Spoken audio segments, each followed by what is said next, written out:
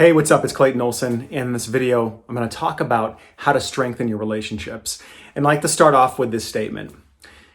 The strength of your relationships is determined by how many emotions you allow to be acceptable within your connection. Now, there's a very specific pattern that a lot of my coaching clients come to me for, that they begin to unearth and notice, that is eating away at the foundation of the connection they have in their life and having them feel, one, like they lose themselves in relationship, and two, that they have no power.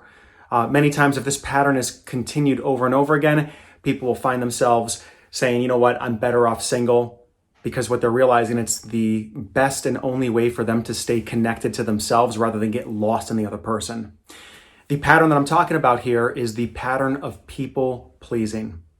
Now, if you have identified as a people pleaser in the past or know that that is a pattern that you have struggled with, you probably know exactly what I'm talking about. And if you don't know what that pattern means, I'll start with this concept or idea. People pleasing is the orientation that one would have in relationship to whomever, where the calculation I'm making is this: I am not okay unless you are okay. Once you are okay, then I can be okay. Said another way, I am looking, if I have the people-pleasing pattern, I am looking for other people's validation, acceptance, approval in order to determine whether I can feel safe in myself. And if people are withholding that from me, then I might find myself resorting to strategies of being a chameleon. I might contort or distort or try to show up in whatever way I can to get their approval and acceptance. Now, if you can identify with that pattern and you notice that that is a painful part in your life that you've been struggling with, and we're bringing it to the surface, I want you to know that you're not alone. This is a very common occurrence, and it starts all the way back in childhood. Typically, people with this pattern, the origins of it, is you may have had a parent who did not have the emotional capacity, the resourcefulness, the flexibility to deal with all of your emotions as a kid. There could be a whole host of reasons why. Maybe they were an addict, perhaps there was some mental illness, maybe they just had a really stressful job, or perhaps they weren't parented properly. And so there's this kind of unconscious parenting that's happening where you as a small child realize that if you are crying or you are experiencing painful emotional states, that the flow of love gets turned off, or that somehow you get punished either by the parent withdrawing emotions or maybe getting overly big and trying to control you. So the calculation you make in your mind is, there's certain experiences that I can't have in life emotionally, because if I do, I will be cast out and abandoned. The flow of love will stop coming to me. This feels, as a child, like a very life or death situation. So what we do is we create the persona of the people pleaser, which is the one in which we are tracking the other person's emotional experience. We are tracking the flow of love from them, their attention, their respect, their approval. And if it starts to deviate from that, we're hypervigilant and we either suppress something within us or we shapeshift so that we can keep that love flowing. Now, how that applies to the statement I said in the beginning of the video, which is the strength of your relationships are predicated on the number of emotions you allow into the relationship. How do those two concepts relate? Well, if you are in this pattern of being a people pleaser, most likely you are not allowing all of your emotional experience into your relationships with people, because you're afraid that if you did that it would destroy the relationship. Said another way, there's a fear that if you were to bring all of who you are to a relationship, that it would either overwhelm, blow out, or have a massive disastrous effect of rejection thrown at you. So you end up being in relationships where you're only allowing positive experiences in harmony to trump perhaps your truth and how you're really feeling. Now, the negative impact of this on relationship, because on first glance you might say, well, look, yeah, we should curate relationships and bring positive experiences only to them. And it's dangerous to bring negative experiences to relationships because we don't want them to become toxic. Well, that might be the belief that we create to allow ourselves to stay in the current paradigm. But let's just say that relationship is built on authenticity. It's built on you learning how to be yourself in the relationship and allowing the other person to be themselves. But if you are bringing this people-pleasing dynamic and pattern to relationship, essentially you're saying, it doesn't feel safe for me to be myself in relationship, which models for the other person that it might not feel safe for them to be themselves in relationship as well. How this actually plays out is in a couple different ways, which I'll outline here.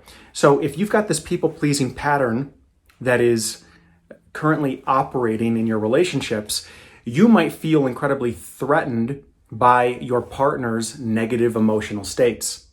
You might feel like their negative emotional states mean rejection.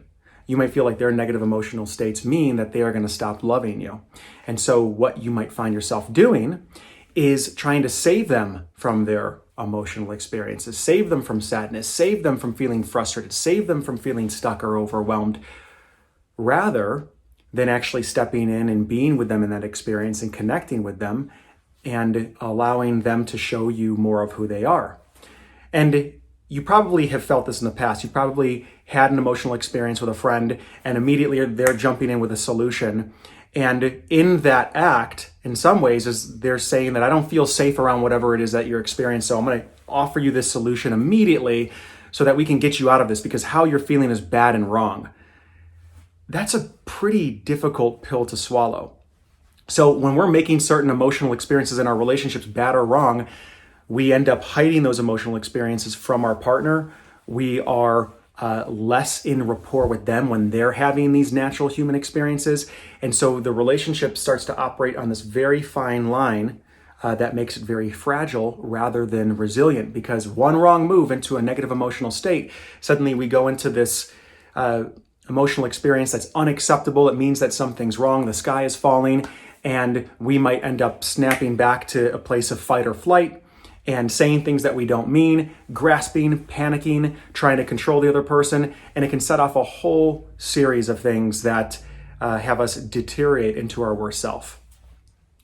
So just this one switch of realizing that actually your partner and the relationship itself, if it's going to last a long time, demands your authenticity, we can maybe begin to loosen up and allow more of our emotional experience to come into the relationship, realizing that it's an act of service to the relationship by bringing my full self to it.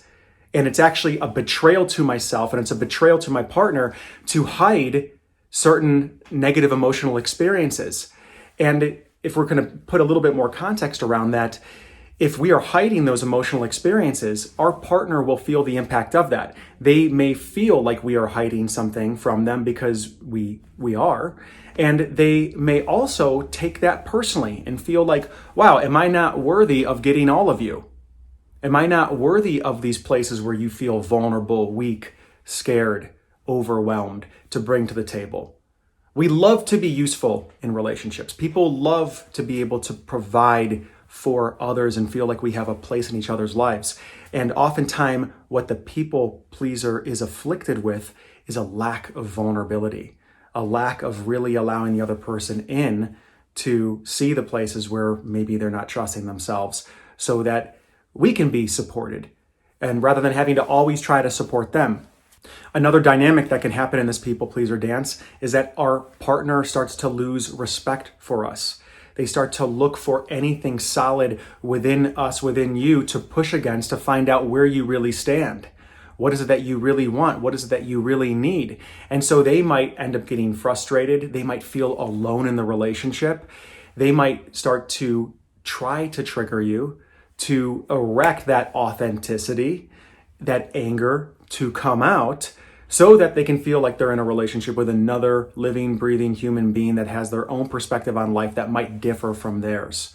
So these are some other ways that we can see this dynamic and the reaction to this dynamic come out. So what can you do if you've been able to identify with any of this dance that we're illuminating in this video?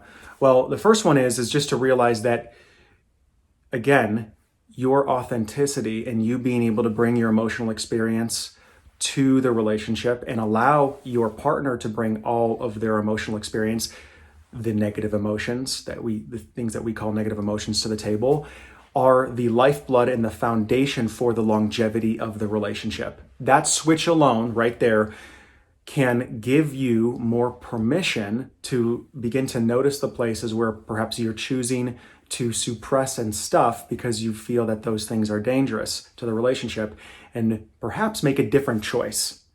The second thing I would recommend is to take time away from the relationship. Schedule time during the week for you to go back and connect with you, for you to disconnect from friends, disconnect from family, disconnect from your partner, with an agreement, of course, being transparent about this, but for you to come back and be your own best friend and to start self-generating that feeling of okayness within you so that you are not outsourcing that sense of well-being to something that's not within your control, aka your partner.